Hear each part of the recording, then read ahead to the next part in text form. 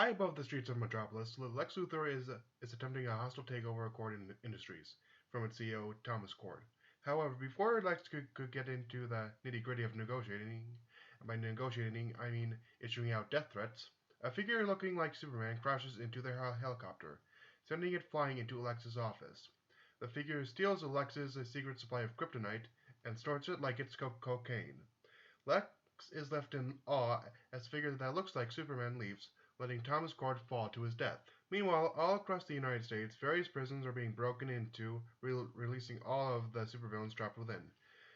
These villains are given a silver coin and are told to meet at the fallen Justice League watchtower in Happy Harbor.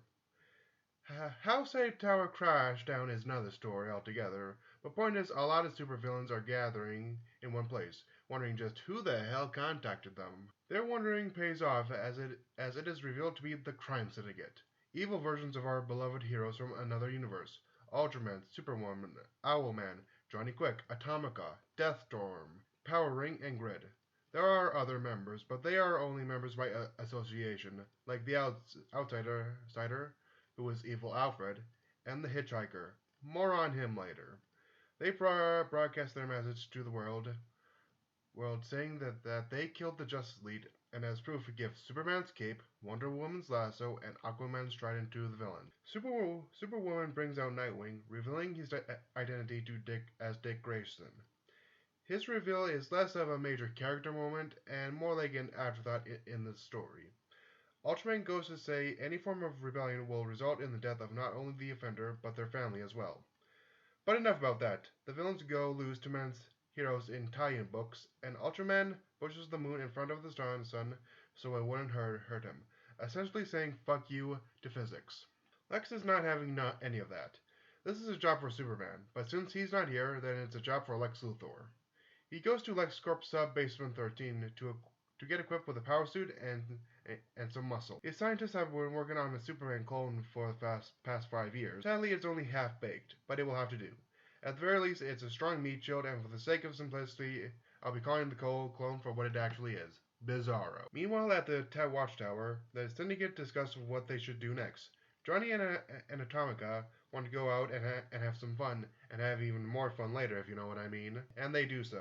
Owlman, Ultraman, and Superwoman discuss whether or not to kill the Hitchhiker. Owlman and Superwoman vote yes, but Ultraman has to show he has the biggest dick on the team and votes no, saying he might be useful battling that thing that destroyed their world. Before they go, Superwoman pulls Owlman aside, saying she's pregnant with their child. Batman and Catwoman manage to survive and escape to Star Labs with the organic remains of Cyborg, explaining that Deathstorm messed with Firestorm's matrix, pulling all of the Leaguers in. Batman learns what happened to Dick and makes it his #1 mission to save him. Meanwhile, Lex and Bizarro are in Metropolis, trying to hook up to a satellite. They manage that and see Ultraman fighting Black Adam, a Shazam villain. I don't care. He breaks his jaw and leaves him for dead, showing Lex that he has a lot of work cut out for him. Captain Cold finds his way to Metropolis after being confronted by Deathstorm and Power Ring.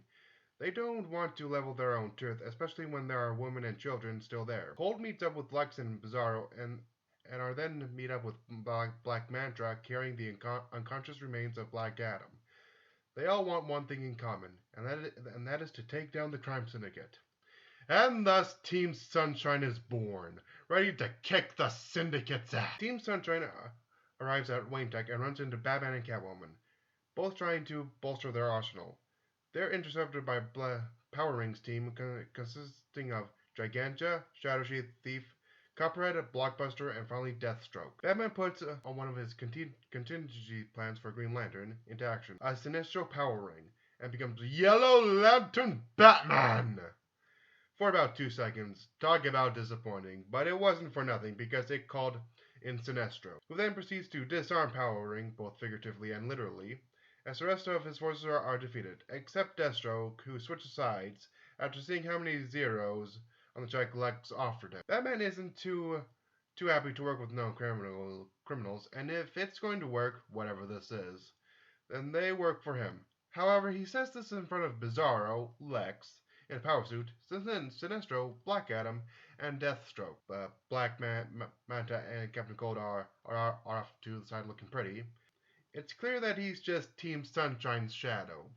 with Catwoman off to the side looking pretty. Team Sunshine goes to the Watchtower to end all this. They split into two groups. One group, Batman, Catwoman, and Lex and Bizarro, go save Dick, while the rest go out to find the Syndicate, which they do, splitting them off even more. Johnny Quick and Atomica fight Captain Cold and Black Manta. Johnny gets the upper hand against Cold, who mocks him, saying that he just has a gun while he has superpowers. Cold then proceeds to use said gun to freeze it and then shatters Johnny's leg, crippling him. Badass! Cold and Mantra free the hitchhiker, and it's revealed that he's Alexander Luthor from the same universe the Syndicate's from. He's the only hero of that world, and is also that world Shazam.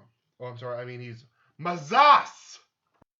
Cyborg comes back after thrashing Grid, and he, Batman, Catwoman, and Grayson go to rescue the Justice League. Lex and Bizarro regroup with Team Sunshine to watch Ultraman and Alex duke it out. Deathstorm and Johnny are killed by Alex and Superwoman, respectively, as it's revealed they're in cahoots with each other. And it turns out the baby is Alex's. At this point, I'm not convinced she knows who the father is. Rube Johnson finds Firestorm, and Batman manages to pull everyone out of him, thanks to Wonder Woman's lasso, a strong bond, and because he's Batman. Team Sunshine goes toe-to-toe with Alex. Bizarro is killed, leaving Lex in a silent state. He may have been a monster, but he was his monster, for crying out loud! After a failed attempt to change Alex back to being mortal, it does not knock Superwoman out though. Lex gets an idea. He and Alex might look different and one might have powers, but they sound the same. Lex calls down the lightning by saying Mazaz he heard from Cole, transforming Alex back to normal and then kills him, leaving Ultraman the only one to deal with. Speaking of the man I lead yesterday, he throws a tree at Alex, essentially pinning him, but is depowered thanks to Sinestro and Black Adam moving the moon back into orbit. The crime syndicate has been defeated, leaving only Owlman at large. As the dust settles and a new day dawns, Lex saves Superman's life and congratulates Team Sunshine for a job well done. After some legal mumbo-jumbo, he manages to get them all pardons for their criminal activities. However, since Sinestro and Adam are an alien and a basic god, Earth laws mean nothing to them. I'm surprised they stayed that long in the first place. To be perfectly honest. Black Manta goes back to his day job, trying to kill Aquaman, and Cold will be back robbing banks by week's end. The only one left that can turn their life around is Catwoman, who is on the fence about that. Luthor is visited by Ted Cord, Thomas Cord's son, saying that he's willing to sell the company since he's going through a tough time right now, with grad school and his father's death and all. Lex Luthor is having none of it. Cord Industries is a family business, and family is what is important. After the whole ordeal with Bizarro, Lex is a changed man and is just a phone call away. Speaking of Bizarro, Lex orders a new clone to be created. Not of the Man of Steel, but of Bizarro. The process will take 5 years, but Luthor is willing to wait. He was a meat shield, but he was a charming meat shield. His only regret is that he lied to Bizarro about the story where he was too scared to find a cure for his sister. He was scared of failure, but it was a lie. He did try to find a cure for her, and did, but it failed. However, failure is what makes people stronger, and Lex now is stronger than before. He knows Batman's identity, and that is why the crime syndicate failed. Echoed earlier with Ultraman saying he can't get no satisfaction. They were the dominant forces of their world, having killed all opposition. They didn't learn anything because they didn't fail at anything. Speaking of the Syndicate and their world, the only living members of it are Ultraman, Superwoman, and Owlman. Atomica was stomped to death by Luthor, and Alfred was stabbed to death by Mantra. Ultraman and Superwoman are in jail, being questioned about that ugly red rip in the sky that appeared over Maine. The League aren't getting any answers. So what did destroy their world? Well, it's simple. A being with power rivaling Darkseid. and coincidentally, a being that also wants his head. It's the all-powerful Anti-Monitor, and that red rip in the sky is a sign that he's coming. Okay, this is the part of the video where I just throw out the script entirely and just talk about my overall thoughts. Thoughts about the story. I liked it. I think Forever Evil is just one of those stories that's really hard not to like. It's basically a story about bad guys, and most of the time, bad guys are much more interesting than the heroes they fight. Ain't that weird? And yeah, uh, it's not perfect. Like during the whole gathering of the supervillains at the beginning of the story, they just sort of go along with the villains. You know, like like some of them just would have a hard time just buying into this thing as quickly as they did. I feel like it would have been a bit stronger if they questioned this and get a bit more like they just came out of the woodwork, right out of the blue, and just claimed they killed the Justice League. And their only proof is that they showed the cape, the trident, and the lasso. Like anyone can steal a cape, trident, or lasso.